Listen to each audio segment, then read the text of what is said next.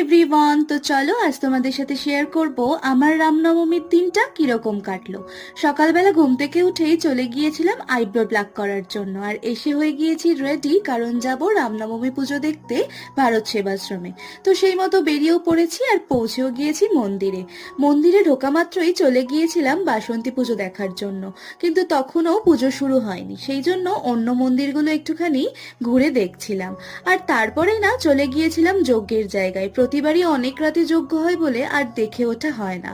তারপরে লাইনে দাঁড়িয়েছিলাম অন্নকূট ভোগ নেওয়ার জন্য, আর সেদিন না ছিল প্রচন্ড গরম। তো যাই হোক, তারপরে অন্নকূট প্রসাদটা নিয়ে নেওয়ার পর চলে গিয়েছিলাম খিচুড়ি প্রসাদ নেওয়ার জন্য।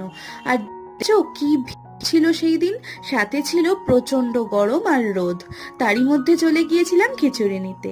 তারপরে খিচুড়ি নিয়ে এসে শেষে আইসক্রিম অর্থাৎ কুলফি খেয়ে শেষ হলো আজকের দিনটা। চলো বাই।